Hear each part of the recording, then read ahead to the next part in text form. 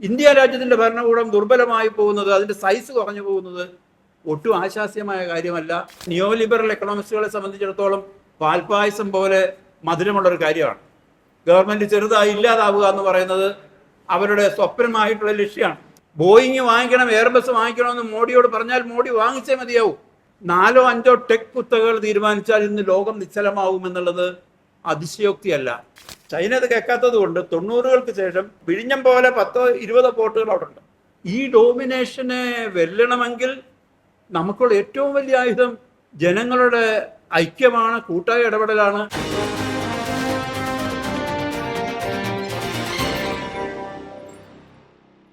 കേരളത്തിൽ ഇന്ന് ലഭ്യമായിട്ടുള്ള പെട്ടെന്ന് തിരുവനന്തപുരത്ത് നമുക്ക് ബന്ധപ്പെടാവുന്ന ബുദ്ധിജീവികളെയും പോളിസി എക്സ്പേർട്ടുകളെയുമാണ് ഇതിന് വിളിച്ചിരിക്കുന്നത്.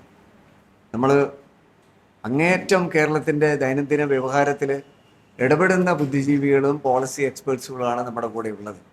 അപ്പോൾ അവർക്ക് സ്വാഭാവികമായിട്ടും കുറച്ച് കാര്യങ്ങൾ പറയാനുണ്ടാവും. ഈ പറഞ്ഞതുപോലെ കേരള വികസനത്തിൻ്റെ അടുത്ത ഘട്ടം എന്തായിരിക്കണം, നമ്മുടെ സെക്രട്ടറി പറഞ്ഞതുപോലെ തുടർച്ച ഉള്ളപ്പോൾ തന്നെ ചില വീഴ്ചകളും സ്വാഭാവികമാണ്. അപ്പോൾ ആ വീഴ്ചകൾ ഇനി ഉണ്ടാവാതിരിക്കാനും അടുത്ത വികസനത്തിൻ്റെ ഘട്ടം എന്തായിരിക്കണം എന്നത് വളരെ കോൺക്രീറ്റായിട്ട് ഒന്ന് പറഞ്ഞു പോവുക, അത് നമ്മൾ രേഖപ്പെടുത്തും. അത് നമ്മുടെ അടുത്ത ഒരുപക്ഷെ ഇലക്ഷൻ മാനിഫെസ്റ്റോയിൽ പ്രതിഫലിക്കുമായിരിക്കും. സ്വാഭാവികമായിട്ടും അതിനോട് റെസ്പെക്റ്റ് എടുത്തുകൊണ്ട് നമ്മളത് ഉൾപ്പെടുത്താനുള്ള ഒരു നീക്കമാണ് പൊതുവേ നമ്മൾ ആലോചിക്കുന്നത്.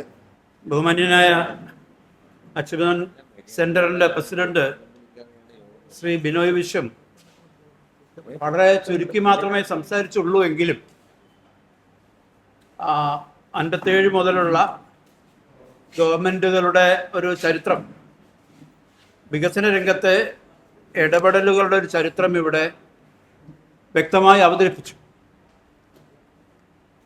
അതിൽ നിന്ന് തന്നെ തുടങ്ങാം. നമ്മളെല്ലാം യഥാർത്ഥത്തിൽ പൊതുവെ അംഗീകരിക്കുകയും മനസ്സിലാക്കുകയും ചെയ്യുന്നൊരു കാര്യം, കേരളത്തിൻ്റെ വികസനം സംഭവിച്ചത് കൂട്ടായ ഇടപെടലുകളുടെ സഹായത്തോടു കൂടിയാണ് എന്നുള്ളതാണ്.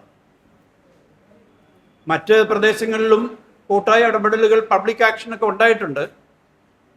പക്ഷേ കേരളത്തിൻ്റെ ചരിത്രത്തെ മുന്നോട്ട് കൊണ്ടുപോകുന്നതിൽ ഈ പബ്ലിക് ആക്ഷന്, കൂട്ടായ ഇടപെടലിന് വലിയ പ്രാധാന്യമുണ്ട്. ഒരു തരത്തിൽ പറഞ്ഞാൽ കേരളത്തിലെ ജനത അവരുടെ ഭാഗധേയം, അവരുടെ വർത്തമാനകാല ചരിത്രത്തെ സ്വയം എഴുതാൻ ശ്രമിക്കുകയാണ് ചെയ്തത്. സ്വാഭാവികമായിട്ടും അതിൽ 100% അവർ വിജയിച്ചിട്ടില്ല. വേറെ ഒരുപാട് സാഹചര്യങ്ങളുടെയും സമ്മർദ്ദങ്ങളുടെയും പരിമിതികളുടെയും നടുക്ക് നിന്നുകൊണ്ടാണ് കേരളത്തിലെ മനുഷ്യർ അവരുടെ ഭാവിയെ രൂപപ്പെടുത്തിയത്. അങ്ങനെ കേരളത്തിലെ ഈ കൂട്ടായ ഇടപെടലിന് 2 ഭാഗങ്ങളുണ്ട്. ഒന്ന്, നമ്മുടെ ഭൂമിക്ക് വേണ്ടിയിട്ടുള്ള സമരങ്ങൾ, മറ്റു തരത്തിലുള്ള മൊബിലൈസേഷനുകൾ, തൊഴിലാളി പ്രസ്ഥാനങ്ങൾ, മറ്റു പലതരത്തിലുള്ള ജനകീയ പ്രസ്ഥാനങ്ങൾ. അവ ഓരോന്നും യഥാർത്ഥത്തിൽ സമൂഹം എങ്ങനെ പോകണം എന്നുള്ളത് നിശ്ചയിക്കുന്നതിൽ വലിയ പങ്ക് വഹിക്കുന്നുണ്ട്. അതോടൊപ്പം ഈ പ്രസ്ഥാനങ്ങൾ സഹകരണ സംഘങ്ങളിൽ പങ്കെടുത്തുകൊണ്ട്, പഞ്ചായത്തുകളിൽ, പ്രാദേശിക ഗവൺമെൻറ്റുകളിൽ പങ്കെടുത്തുകൊണ്ട്, യൂണിവേഴ്സിറ്റികളുടെ ഭരണസമിതികളിൽ പങ്കെടുത്തുകൊണ്ട്, സംസ്ഥാന ഗവൺമെൻറ്റിൽ പങ്കെടുത്തുകൊണ്ട്, അങ്ങനെ ഒരു പബ്ലിക് ആക്ഷൻ്റെ ഒരു വശമുണ്ട്. ഇപ്പോൾ പബ്ലിക് ആക്ഷൻ, കളക്റ്റീവ് ആക്ഷൻ എന്ന് പറയുന്നത് സമരങ്ങളിലൂടെ മാത്രമല്ല, ഗവൺമെൻറ്റിലെ പങ്കാളിത്തത്തിലൂടെയും കേരള സമൂഹത്തെ, കേരളത്തിൻ്റെ വികസനത്തെ രൂപപ്പെടുത്താനായിട്ട് ജനങ്ങൾ ശ്രമിച്ചിട്ടുണ്ട്. ഞാൻ പറയാൻ പറ്റുന്ന ആദ്യത്തെ പോയിന്റ് എന്ന് പറയുന്നത്, ഈ ഗവൺമെൻറ് വഴിയുള്ള കളക്റ്റീവ് ആക്ഷന് കൂടുതൽ പരിമിതി ഉണ്ടായിരിക്കുന്നു. നേരത്തെയും പരിമിതിയുണ്ട്. കാരണം സംസ്ഥാന ഗവൺമെൻറ്റിൻ്റെ പരിമിതമായ അധികാരങ്ങളാണുള്ളത്. കേന്ദ്ര ഗവൺമെൻറ്റിന് വിധേയമായി പ്രവർത്തിക്കണം. ആഗോള സാഹചര്യങ്ങളൊക്കെ ഉണ്ട്. ആ പരിമിതികൾക്കുള്ളിൽ നിന്നുകൊണ്ടാണ് നമ്മൾ ഇന്നത്തെ ആധുനിക കേരള ജനത കെട്ടിപ്പടുത്തത്. അതിനുള്ള സാധ്യത കേരള സംസ്ഥാന ഗവൺമെൻറ്റിനുള്ള പോളിസി സ്പേസ് അത് വീണ്ടും ചുരുങ്ങിയിരിക്കുന്നു എന്നുള്ളത് നമ്മൾ മനസ്സിലാക്കണം. അതിൻ്റെ ധനകാര്യ ഇടം, പബ്ലിക് ഫിനാൻസിൻ്റെ സ്പേസ് കുറഞ്ഞിരിക്കുന്നു. രാഷ്ട്രീയമായിട്ടുള്ള മറ്റ് ബ്രോഡർ പോളിസികൾ എടുക്കുന്നതിനുള്ള സ്വാതന്ത്ര്യവും കുറഞ്ഞിരിക്കുന്നു. അപ്പോൾ നമ്മളിപ്പോൾ കേരള ഗവൺമെൻറ്റിനെ, കേരള സമൂഹത്തിനോട് നമ്മൾ ചോദിക്കുമ്പോൾ നിങ്ങൾ ഇത് ചെയ്യുക അത് ചെയ്യുക എന്ന് പറയുമ്പം നമുക്ക് കളക്റ്റീവായിട്ടുള്ള അധികാരം ഒരുപാട് പരിമിതപ്പെട്ടിരിക്കുന്നു എന്നുള്ളത് നമ്മൾ മനസ്സിലാക്കണം. ഇപ്പോൾ ഉദാഹരണത്തിന് ഇന്നലെ ഫറൂഖ് അബ്ദുള്ള വന്നു. മിനിഞ്ഞാന്ന് ഒരു സംസ്ഥാനമായിരുന്ന ആ ജമ്മു ആൻഡ് കാശ്മീർ ഒരു യൂണിയൻ ടെറിട്ടറിയായി. അവരുടെ സഭയ്ക്കൊക്കെ അത്രമാത്രം പരിമിതമായ അധികാരമേ ഉള്ളൂ. അപ്പോൾ ഈ അധികാരം കുറയുന്നതിൻ്റെ ഒരു പശ്ചാത്തലം വളരെ ഗൗരവമായി കണക്കിലെടുക്കണം. ഒന്ന്. രണ്ട്, ആ അധികാരം തിരിച്ചു പിടിക്കാൻ എല്ലാ അവസരങ്ങളും ഉപയോഗിക്കണം. കാരണം ഇന്ത്യ എന്ന് പറയുന്നത് സംസ്ഥാനങ്ങളുടെ വൈവിധ്യങ്ങൾ ചേർന്നിട്ടുള്ള ഒരു യൂണിയനാണ്. അതിൽ കേരളീയരുടെ അധികാരമാണ്, അവകാശമാണ് കേരളത്തിലെ നിയമസഭയ്ക്കുള്ള അധികാരം, എക്കണോമിക് പോളിസി ആണെങ്കിലും മറ്റ് പൊളിറ്റിക്കൽ പോളിസി എടുക്കാനുള്ള അധികാരം. ആ അധികാരം കവർന്നെടുക്കുന്നത് രാജ്യത്തിൻ്റെ അഖണ്ഡതയ്ക്ക് തെറ്റാണ്, ശരിയല്ല. അപ്പോൾ അതുകൊണ്ട് ഈ ഇന്ത്യൻ യൂണിയൻ, അതിലെ സംസ്ഥാനങ്ങളുടെ അധികാരം രാഷ്ട്രീയ തലത്തിലും അതുപോലെ തന്നെ സാമ്പത്തിക തലത്തിലും ധനകാര്യ സ്ഥലത്തിലുമൊക്കെയുള്ള അധികാരം തിരിച്ചു പിടിക്കുക എന്നുള്ളത് വളരെ പ്രധാനം. ഇവിടെ കേരളത്തിന് കേന്ദ്രം കൊടുക്കുന്ന അധികാരത്തിൻ്റെ പ്രശ്നം മാത്രമല്ല, വേറൊരു വലിയ ഗൗരവമായ വശം കൂടിയുണ്ട്. നമ്മൾ പലപ്പോഴും ചർച്ച ചെയ്യാറില്ല. യഥാർത്ഥത്തിൽ ഇന്ത്യ ഗവൺമെൻറ്റിനുള്ള അധികാരവും കുറഞ്ഞുകൊണ്ടിരിക്കുകയാണ്. ഇന്ത്യ സ്വതന്ത്ര ഇന്ത്യയാണ്, പക്ഷേ അവിടുത്തെ പൊളിറ്റിക്കൽ സ്പേസ് കുറയുന്നു, എക്കണോമിക് സ്പേസ് കുറയുന്നു. വേറെ തരത്തിൽ പറഞ്ഞു കഴിഞ്ഞാൽ ഇന്ത്യൻ ഭരണകൂടത്തിൻ്റെ, അതായത് ജനറൽ ഗവൺമെൻറ്, കേന്ദ്ര ഗവൺമെൻറ് സംസ്ഥാന ഗവൺമെൻറ്റിൻ്റെ ചേർന്നുള്ള കേന്ദ്ര ഗവൺമെൻറ്റിൻ്റെ സൈസ് സ്റ്റാഗ്നേറ്റ് ചെയ്യുകയാണ്. ഒരു 28-29% നിൽക്കുകയാണ്. മൻമോഹൻ സിംഗ് നിയോലിബറലിസമായിട്ട് 1990 വന്നതിന് ശേഷം ഇന്ത്യയിലെ പൊതു ഗവൺമെൻറ്റിൻ്റെ വലിപ്പം വർദ്ധിച്ചിട്ടില്ല. ഇത് നിയോലിബറൽ എക്കണോമിസ്റ്റുകളെ സംബന്ധിച്ചിടത്തോളം പാൽപ്പായസം പോലെ മധുരമുള്ളൊരു കാര്യമാണ്. ഗവൺമെൻറ് ചെറുതായി ഇല്ലാതാവുക എന്ന് പറയുന്നത് അവരുടെ സ്വപ്നമായിട്ടുള്ള ലക്ഷ്യമാണ്. പക്ഷേ ഈ നിയോലിബറൽ എക്കണോമിസ്റ്റുകൾ കാണാത്തൊരു കാര്യമുണ്ട്. എല്ലാ OECD രാജ്യങ്ങളിലെയും ഭരണകൂടത്തിൻ്റെ വലിപ്പം വർദ്ധിക്കുകയാണ്. ഇപ്പോൾ ഏറ്റവും ലേറ്റസ്റ്റ് കണക്കെടുത്ത് കഴിഞ്ഞാൽ ഏകദേശം 50%, GDP-യുടെ 50% ഈ പാശ്ചാത്യ രാജ്യങ്ങളുടെ ഗവൺമെൻറ്റിൻ്റെ സൈസ്. എന്ന് മാത്രമല്ല, ഭീമാകാരന്മാരായ സ്വകാര്യ കുത്തകകളുള്ള ആ രാജ്യത്ത് ആ സ്വകാര്യ കുത്തകകളെക്കാളും, സ്വകാര്യ മേഖലയെക്കാളും വേഗത്തിലാണ് അവിടുത്തെ ഭരണകൂടത്തിൻ്റെ വലിപ്പം വലുതായിക്കൊണ്ട്. എന്ന് പറഞ്ഞാൽ അവിടുത്തെ ആ രാജ്യത്തിൻ്റെ പവറിനെ അവർ സ്റ്റേറ്റിലേക്ക് അഗ്രിഗേറ്റ് ചെയ്തിട്ട് ലോകത്തിൻ്റെ മേളിൽ മേധാവിത്വം സ്ഥാപിച്ചുകൊണ്ടിരിക്കുകയാണ്. ബോയിങ് വാങ്ങിക്കണം, എയർബസ് വാങ്ങിക്കണമെന്ന് മോഡിയോട് പറഞ്ഞാൽ മോഡി വാങ്ങിച്ചേ മതിയാവും. ആ നിലയ്ക്ക് അവരുടെ രാജ്യത്തിൻ്റെ അധികാര വലിപ്പം അത്രമാത്രം കൂടിക്കൊണ്ടിരിക്കുന്നു. ഒന്നത്. രണ്ട്, അവരുടെ കമ്പനികളുടെ വലിപ്പം എത്രമാത്രം കൂടിക്കൊണ്ടിരിക്കുന്നു. ഈ വലിയ കുത്തക കമ്പനികൾക്ക് പലതിനും മിക്കവാറുമുള്ള രാജ്യങ്ങളെക്കാൾ കൂടുതൽ അവരുടെ വിറ്റുവരവുണ്ട്. 4-5 ടെക് കുത്തകകൾ തീരുമാനിച്ചാൽ ഇന്ന് ലോകം നിശ്ചലമാവുമെന്നുള്ളത് അതിശയോക്തിയല്ല. ഇന്ത്യ രാജ്യവും നിശ്ചലമാവും, നമ്മുടെ കമ്മ്യൂണിക്കേഷൻ ചാനലുകളെല്ലാം നിശ്ചലമാവും, നമ്മുടെ വിമാനങ്ങൾ ഉയർന്നു പൊങ്ങില്ല. ആ മാതിരി ഡോമിനേഷനുണ്ട്.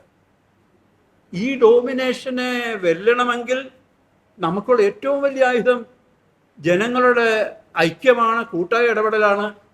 അത് സാധ്യമാകണമെങ്കിൽ നമ്മുടെ ഭരണകൂടങ്ങളുടെ ശക്തി വളരെ പ്രധാനമാണ്.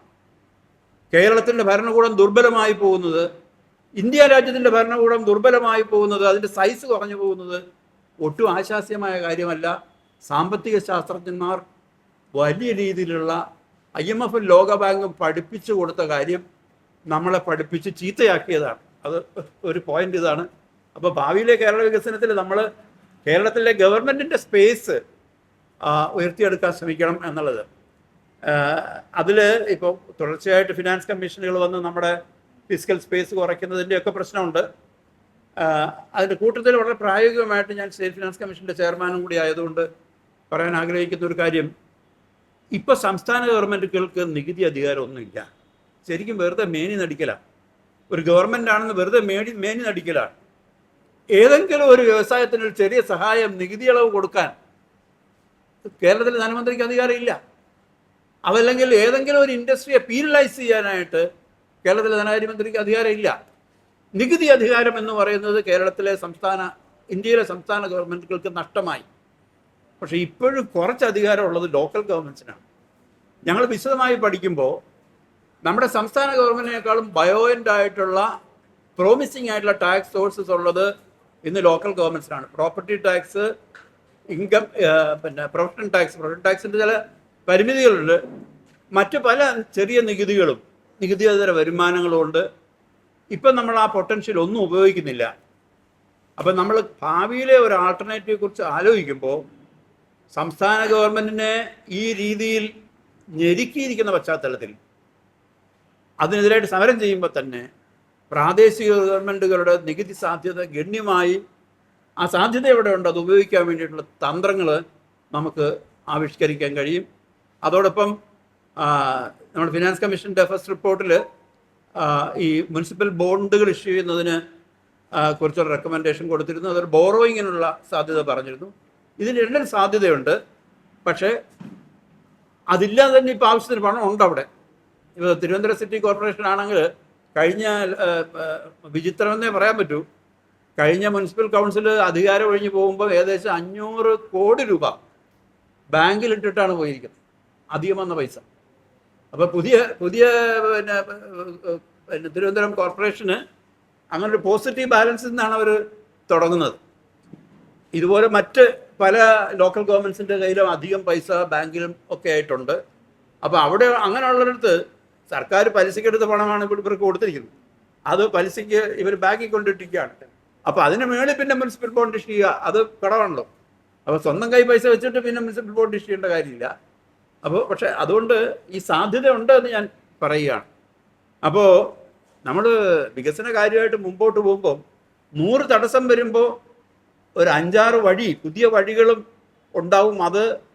അത് കണ്ടെത്തി അതിനെ വിപുലപ്പെടുത്തി പോവുകയും യഥാർത്ഥ വഴി, അതായത് കേരളം എന്ന് പറയുന്ന ആ പിന്നെ സംസ്ഥാനത്തിൻ്റെ ഭരണത്തിന് ഉള്ള പൊളിറ്റിക്കൽ ആൻഡ് ഫിസിക്കൽ സ്പേസ് വർദ്ധിപ്പിക്കുന്നതിന് വേണ്ടി രാഷ്ട്രീയമായിട്ടുള്ള നിലപാടുകളെടുത്തും മുമ്പോട്ട് പോവുകയും അതാണ് രാജ്യ താല്പര്യത്തെ സംരക്ഷിക്കാൻ നല്ലതെന്ന് കേന്ദ്ര ഗവൺമെൻറ്റിനെ ഏത് പാർട്ടിയുടേതാണെങ്കിലും പറഞ്ഞു മനസ്സിലാക്കുകയും വേണം. കാരണം ഇന്നിപ്പോൾ അവസ്ഥ എന്താണ്? മധുറയെ പിടിച്ച് അറസ്റ്റ് ചെയ്തുകൊണ്ട് പോയി, നാളെ പറയാൻ അറപ്പുണ്ട്. ഏതൊക്കെ രാജ്യത്തിന് അങ്ങനെ സംഭവിച്ചുകൂടാ? മധുറ ഈ പിന്നെ വെനിസുല എന്ന് പറയുന്നത് വളരെ സമ്പന്നമായ ഒരു രാഷ്ട്രമല്ലേ? അങ്ങനെ സമ്പന്നമായ ഒരു രാഷ്ട്രത്തിൽ പിന്നെ ആ ജനങ്ങളുടെ മുഴുവൻ എതിർപ്പും അവഗണിച്ചുകൊണ്ട്, ആ ജനങ്ങളൊന്നും അനുകൂലിച്ചിട്ടുള്ള അല്ലല്ലോ, അവിടെ പോയിട്ട് അറസ്റ്റ് ചെയ്തുകൊണ്ട് പോയി. നാളെ ഇത് നമ്മുടെ രാജ്യത്ത് സംഭവിക്കില്ല എന്ന് ആര് കണ്ടു? നമ്മുടെ രാജ്യത്ത് സംഭവിക്കാതിരിക്കണമെങ്കിൽ മഹാത്മാഗാന്ധിയുടെ കോൺഗ്രസിൻ്റെ സ്ലോഗനിൽ നിന്ന് നമുക്ക് മറക്കാൻ പറ്റുമോ? ഇന്നലെ ഫറൂഖ് അബ്ദുള്ള പിന്നെ ഇന്നലെ നടന്ന യോഗത്തിൽ അദ്ദേഹം പറഞ്ഞത് യാഥാർത്ഥ്യത്തോട് അടുത്ത് നിൽക്കുന്ന കാര്യമല്ല. അവിടെ ജമ്മു കാശ്മീരിൽ ഇത് സംഭവിച്ചു. നാളെ നമ്മുടെ രാജ്യം, നമ്മുടെ നാട്ടിലെ മുഴുവൻ ജനങ്ങളും ആഗ്രഹിച്ച് നേടിയെടുത്ത സ്വാതന്ത്ര്യം ഒരു കാലത്ത് നിൽക്കുമ്പോഴാണ് നിങ്ങളുടെ ഗവൺമെൻറ്റുകളെ ചെറുതാവുന്നതാണ് നല്ലതെന്ന് പറഞ്ഞ് ചെറുതാക്കി ഇല്ലാതാക്കിയിരിക്കുന്ന ഗവൺമെൻറ്റുകളെ. ചൈന ഇത് കേട്ടില്ല. ചൈന ഇത് കേൾക്കാത്തത് കൊണ്ട് 90-കൾക്ക് ശേഷം ചൈനയുടെ റെയിൽവേ, ചൈനയുടെ വിഴിഞ്ഞം പോലെ 10-20 പോർട്ടുകൾ അവിടെ ഉണ്ട്. അവിടെ അവർ സ്റ്റേറ്റ് വലുതാക്കി നന്നായിട്ട് കാര്യങ്ങൾ നടത്തിപ്പോയി. നമ്മൾ എല്ലായിടത്തും നിന്ന് ഒതുങ്ങിപ്പോയി. ഞാൻ ഇവിടെ വളരെ പ്രഗത്ഭരായിട്ടുള്ള ഒരുപാട് ആൾക്കാരിരിക്കുമ്പോൾ ഞാൻ കൂടുതൽ വർത്തമാനം പറയുന്നത് മര്യാദകളായതുകൊണ്ട് ഞാൻ ഇവിടെ നിർത്തുകയാണ്.